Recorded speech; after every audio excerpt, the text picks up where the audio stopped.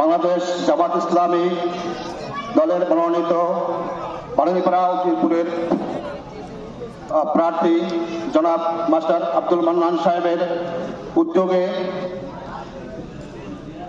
উদয়কাটি ইউনিয়নের নেতৃবৃন্দ আজকে যে উঠান বৈঠকের আয়োজন করেছেন, উক্ত উঠান বৈঠকের সম্মানিত সভাপতি, প্রধান অতিথি, শীর্ষ অতিথি ও অন্যান্য নেতৃবৃন্দ, উপস্থিত মুরব্বীবৃন্দ, উপস্থিত যুবক ভাইরা, ছাত্র ভাইরা, পর্দার আড়ালে মা ও বোনেরা, আসসালামু আলাইকুম ওয়া রাহমাতুল্লাহ। যারা মঞ্চের দিকে তাকিয়ে আছেন, অনেকে হয়তো আমাকে চিনেন, অনেকে হয়তো নাও চিনতে পারেন।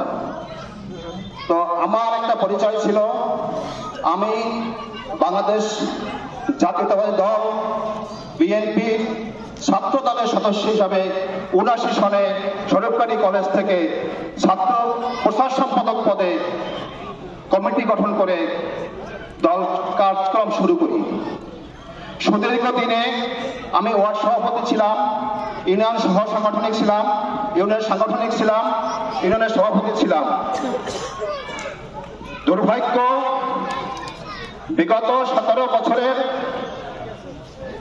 বিগত সরকারের কার্যক্রমে আমরা যেভাবে পদে পদে লাঞ্ছিত হয়েছি, অপমানিত হয়েছি, বিতাড়িত হয়েছি, জেল খেটেছি, জুলুমের মধ্যে পড়েছি, তা আপনারা অনেকে জানেন, দেখেছেন।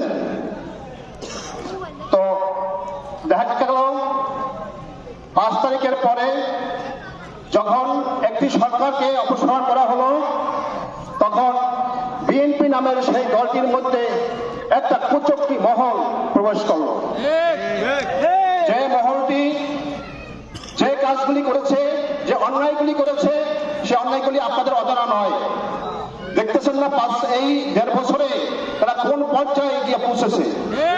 ক্ষমতায় আসার আগেই, ক্ষমতায় আসলে তারা কি করবে, তো আমার পক্ষে সম্ভব হয়নি তাদের সঙ্গে অ্যাডজাস্ট করে কাজ করা, কারণ ওই কাজগুলি করার মতো শিক্ষা আমি ফ্যামিলি থেকে পাইনি।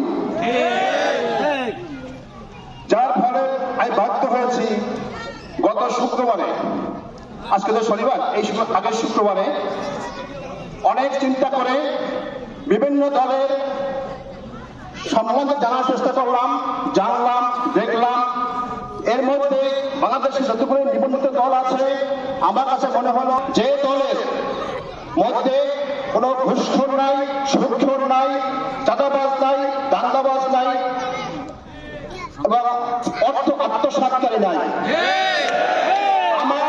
আমার পর্যালোচনায় আমি এটুকু পেয়েছি। এটুকু পাওয়ার পরেই আমি এই দলে যোগদান করেছি। আমার বয়স ৬৫ বছর।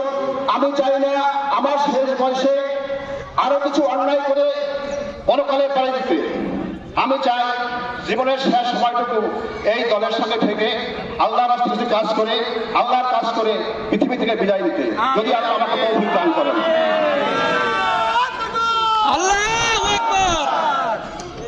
বক্তব্য দীর্ঘায়িত করবো না, সময় কম। তো ইতিমধ্যে আমি শুনতে পাচ্ছি বিভিন্ন ইউনিয়নে, বিভিন্ন স্থানে, বিভিন্ন ওয়ার্ডে কিছু কর্মীরা অন্য দলে আমাদের ভোটার থেকে, কর্মী থেকে পথে বাধা দিচ্ছে। এরকম হচ্ছে ১২ তারিখের পরে দেখাই দেবে, কর্মী গঠনের পরে দেখাই দেবে, সংসদ গঠনের পরে দেখাই দেবে, অমুক সমুক ইত্যাদি। ভোট দিতে যাবেন না, ভোট আমরা দিয়ে নেব। আমি ওই সকল কর্মীদেরকে হুঁশিয়ার করে দিতে চাই, ৪৬ বছর আমি আপনাদের একজন ছিলাম। আপনাদের কার কতটুকু সাহস আছে, কার কতটুকু কলিজা আছে, কে কতটুকু দৌড়ে ফাঁসছেন পিছনের দিকে, আমি নুরুজ্জামান খুব ভালো করে জানি। সুতরাং আমাকে ভয় দেখিয়ে বা আমার কর্মীদেরকে ভয় দেখিয়ে আপনাদের কোনো লাভ হবে না।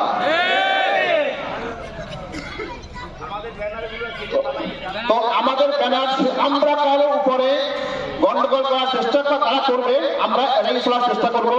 এই কয়েকটা দিন আমাদের মাঠে ভোট আছে, ইনশাআল্লাহ আমাদের ভোট কাজ করতে হবে। আমাদের প্রার্থীকে বিজয়ী করতে হবে। তো বিরোধী দলের ভাইরা আপনারা যাই মনে করেন, যে যত বড় গর্জন দেওয়ার চেষ্টা করেন, আপনাদেরকে আমার দেখা আছে। ময়লার ট্রাক, বালুর ট্রাক আপনারা সরাতে পারেন নাই।